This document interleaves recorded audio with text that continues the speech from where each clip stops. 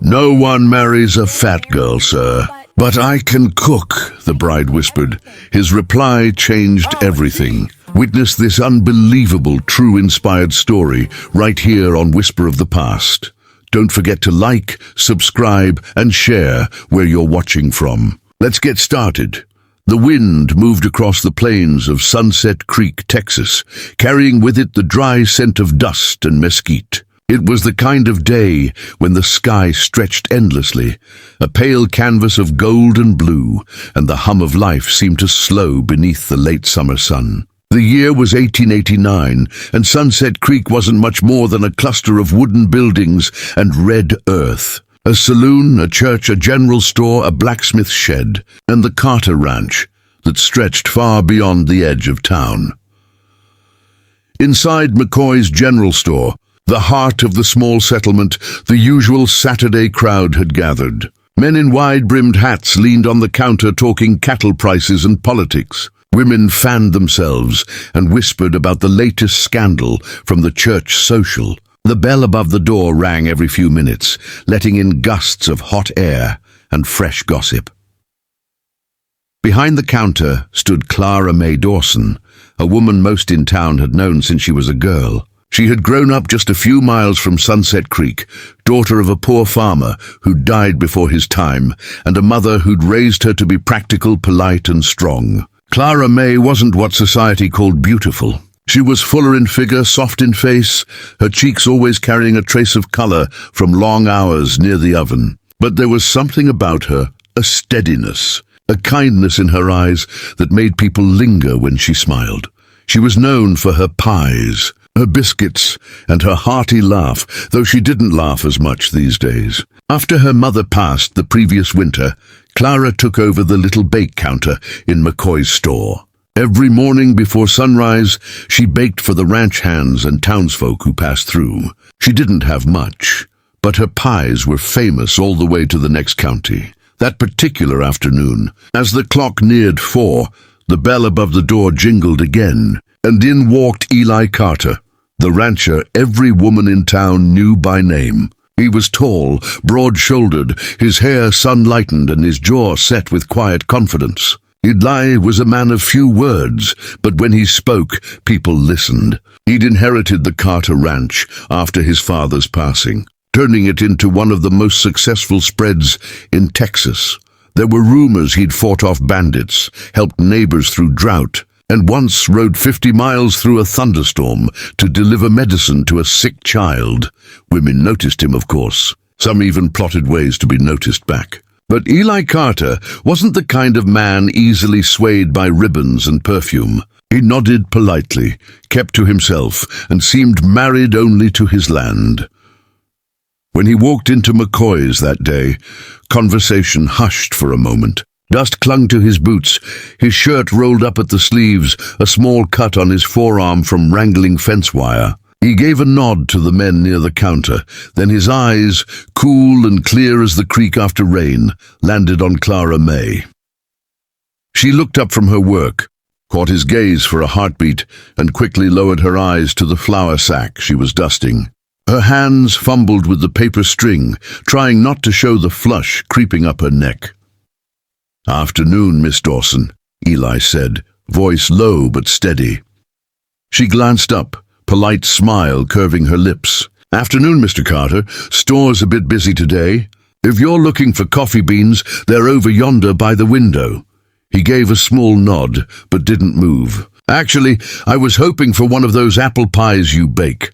Clara wiped her hands on her apron. "You've got good timing, sir. Just pulled a few from the oven this morning."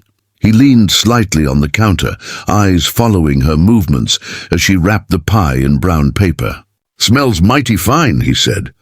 "Been a while since I've had something that didn't come out of a skillet." Clara smiled, shyly but with pride. "Cooking's just about all I'm good for." Eli tilted his head. "Don't reckon that's true." But before she could answer, old Mrs. McCoy called for her help with a sugar order, and the moment passed. Eli paid for the pie, tipped his hat and left the store, though not before glancing back once at Clara, who stood behind the counter with a puzzled expression, her heart strangely restless. That night, when she hitched her wagon to head home, the sun was already sinking behind the hills, the sky painted in fire and rose. She stopped by the creek to wash her hands and watched the light shimmer over the water. She thought of Eli Carter, how he'd looked at her, not with pity, not with mockery, but with a calm sort of respect she wasn't used to. It stirred something deep inside her, something she'd buried long ago beneath years of quiet resignation. Life hadn't been kind to Clara May. She'd known what it was like to be overlooked, to see men choose the slimmer, prettier girls at the dances while she stood by the wall, pretending she didn't care. She'd heard the whispers, the cruel jokes hidden behind polite smiles. "Sweet girl, that Clara," they'd say, "but she'll never catch a man."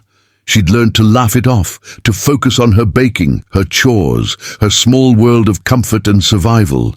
But the truth was, she dreamed too, of love, of belonging, of being seen. 2 days later, as she unloaded flour sacks from her wagon behind McCoy's, she heard footsteps crunching over gravel. She turned, and there was Eli Carter again, his horse tied nearby. He held his hat in his hands, as though unsure how to start.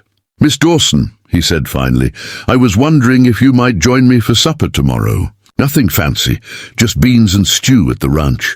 "Could use some company that isn't a horse." Clara blinked, the words not quite sinking in. No man had ever asked her to supper, let alone the most respected rancher in Sunset Creek. She searched his face for any sign of jest, but his eyes were steady, sincere. "Mr. Carter, that's kind of you," she said softly, "but you don't owe me any kindness. Folks might talk." Eli shrugged, a small smile playing at the edge of his lips. "Let 'em talk. I stopped worrying about town gossip a long time ago." Clara looked down, twisting her hands in her apron. "I'm not the kind of woman men court, sir. No one marries a fat girl. But I can cook."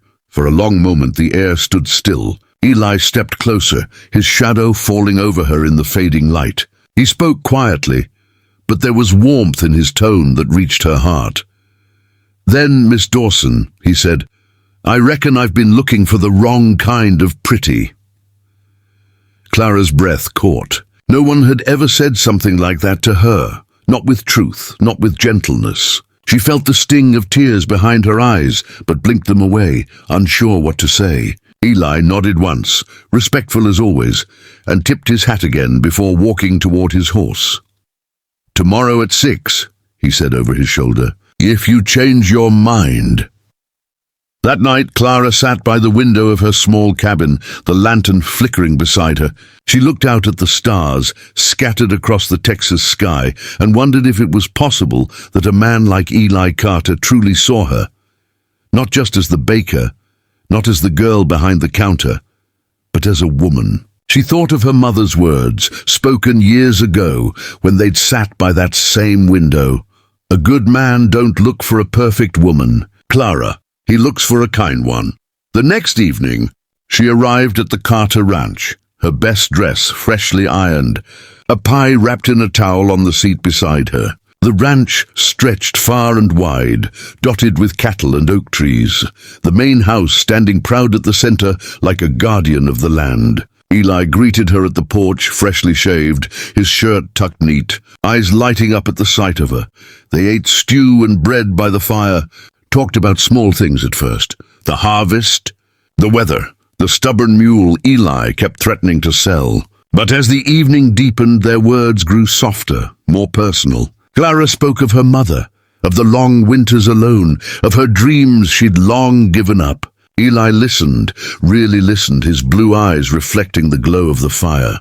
"You've built yourself a good life, Clara," he said at last. "Most folks spend their years chasing something they don't even understand.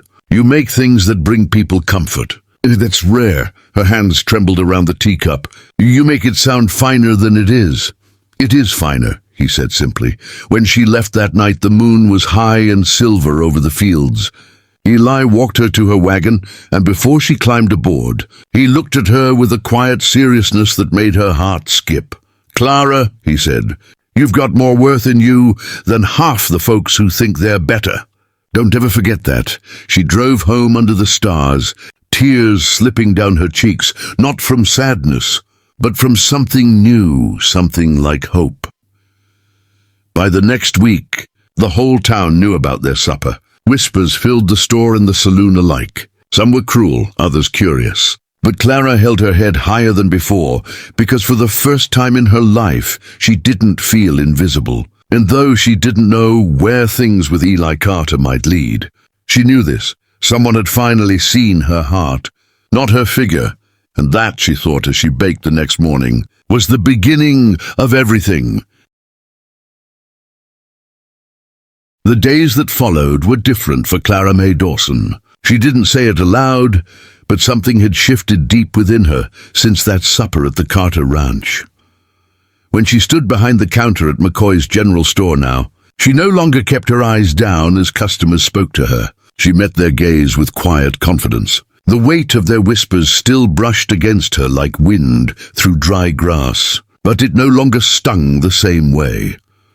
Word of her evening with Eli Carter spread through Sunset Creek faster than wildfire in a dry summer. In small towns, gossip was its own kind of currency, traded more freely than silver dollars. Some said Eli had taken pity on the baker girl. Others said she must have cast a spell on him with her cooking. A few kind souls whispered maybe it was love, though they said it softly, as if afraid the very word might be too fragile to speak aloud. Clara ignored it all the best she could. Every morning she baked her pies, kneaded her dough, and filled McCoy's with the smell of cinnamon and butter. But sometimes, when the store grew quiet, her thoughts wandered back to that evening, the way Eli had looked at her, his voice steady and kind when he said she was the right kind of pretty. Those words had taken root in her heart like seeds in spring soil. Eli, for his part, didn't hide. The following week, he returned to town with his horse tied to the post outside McCoy's.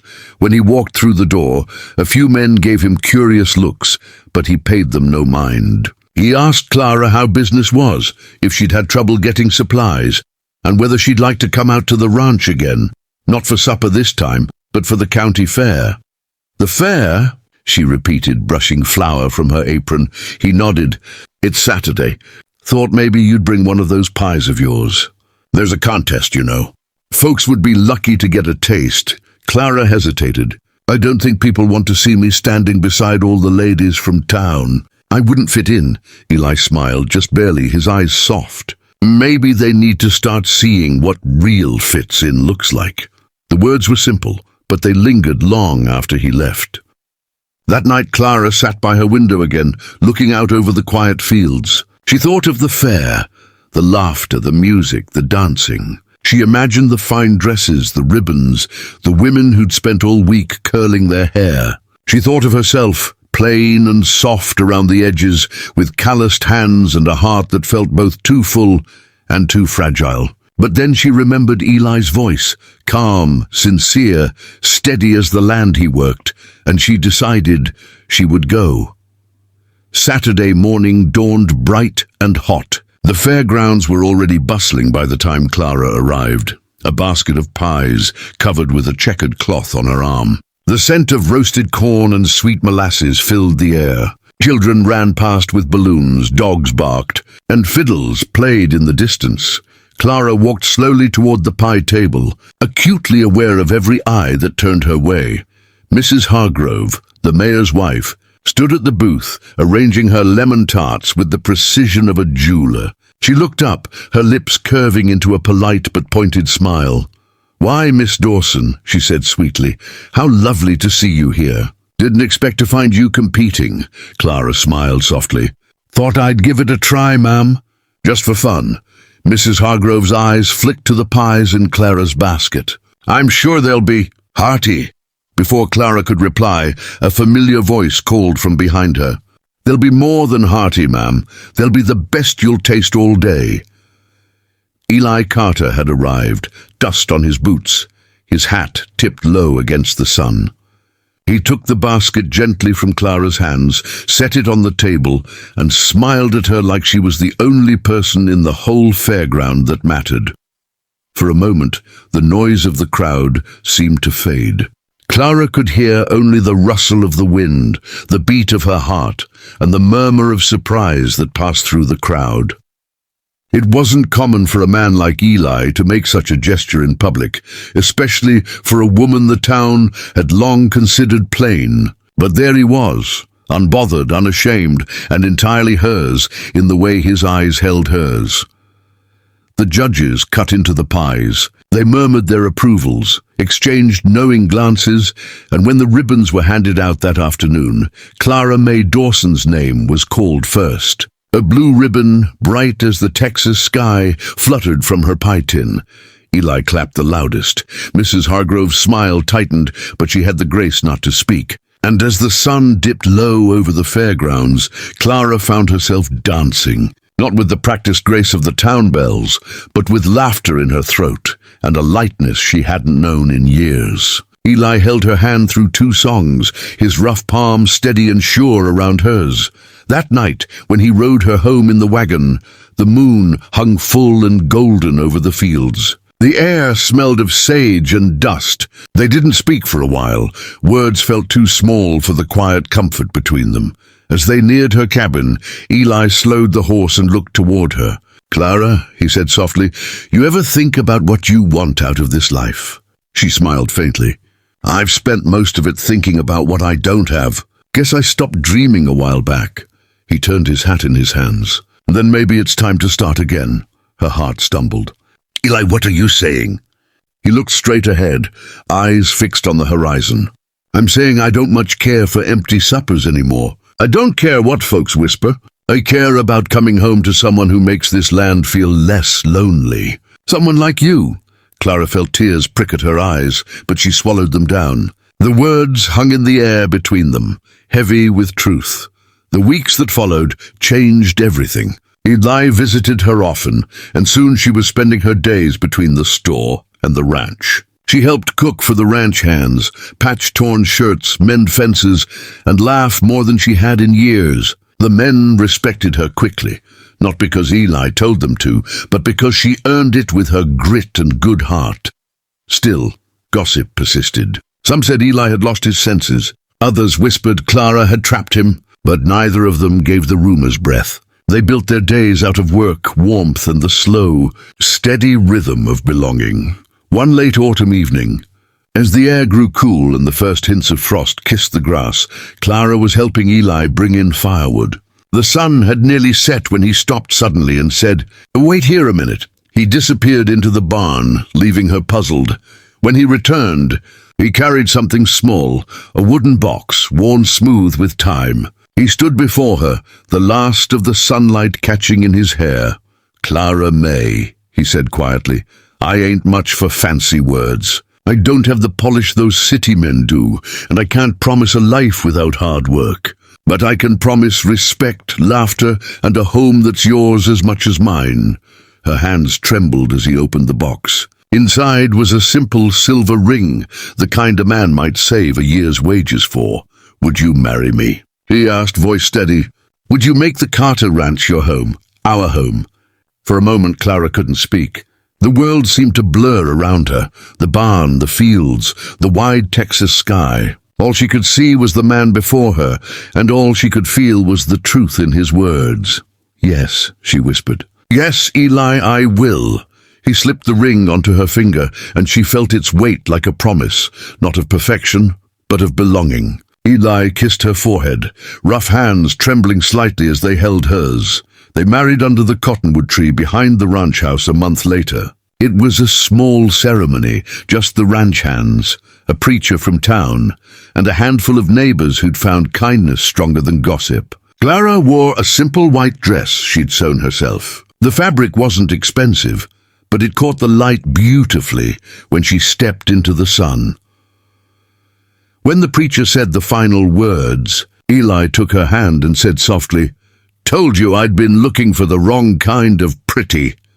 Laughter rippled through the small crowd, and tears filled Clara's eyes. The wind carried the scent of sage across the open fields, and the sky spread wide above them, endless and blue.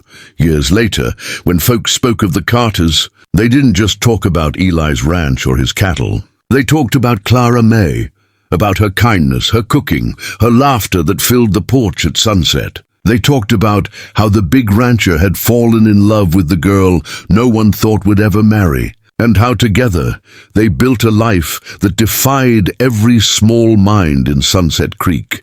And every time someone new came to town and asked about the couple who lived out near the cottonwood tree, someone would smile and say that there's Eli and Clara Carter. Proof that sometimes the prettiest thing in the world ain't what you see, it's what you feel.